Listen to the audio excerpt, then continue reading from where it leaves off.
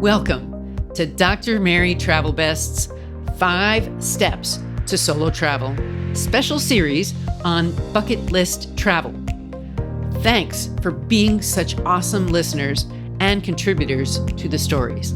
Several of our listeners have recorded their travel stories to add to what you hear on this podcast every week. It's about time we shared your solo travels here. So listen now to an episode on a Travelbest bucket list location.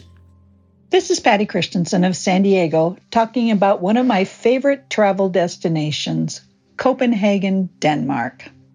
Because my grandmother immigrated to the U.S. from Denmark in the early 20th century, I always felt the draw to go back and visit the land of my ancestors. Here are some of my favorite highlights from the city of Copenhagen. Copenhagen, like much of Denmark, is a city on the water. One of the first things you want to do when you get to the city is go on one of the sightseeing canal boat tours with a live guide. You hop on this great open-air boat and take a slow trip throughout the various views of the city. Copenhagen is a combination of brand new shiny buildings and historic buildings going back centuries. The boat trip past the multicolored buildings is fantastic, with photo-worthy sights all along the route. And as long as you're in your area, you might join the locals in a dip in the swimming beaches in the harbor. I found the water to be extremely cold, but the docks and beaches were full of sun-worshipping people enjoying themselves. There are also many wonderful free museums and historic sites to see. Among my favorite is the Rosenborg Castle, where you can see the Danish crown jewels. Also, the Amalienborg Palace in downtown Copenhagen, where you can watch the changing of the guards every day at noon.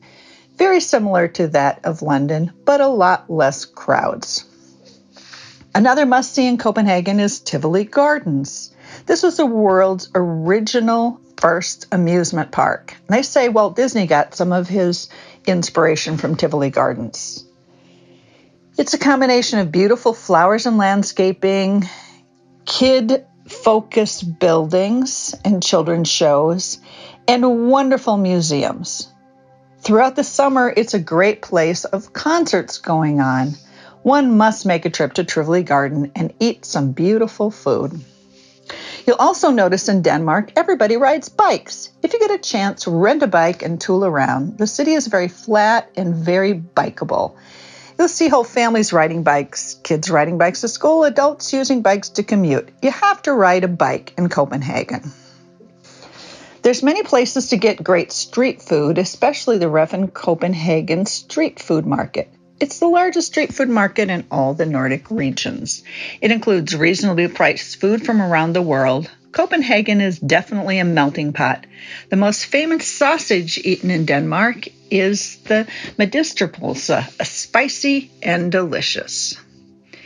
One more thing you could really enjoy if you happen to be in Copenhagen in July is the Copenhagen Jazz Festival. The Danes love their jazz, and that goes back to the 1930s and 40s when American jazz artists traveled extensively in Europe. The Jazz Festival, started in 1979, is a month-long festival at small venues, large concert halls, and really big outdoor stages. Many of the events are free, and the music is fantastic. I'd really recommend checking that out, and especially looking at some smaller venues. And of course, you need to at least have a glimpse of the Little Mermaid statue from Hans Christian Andersen fairy tale about a mermaid. H.C. Andersen spent a lot of time in Copenhagen and other places in Denmark.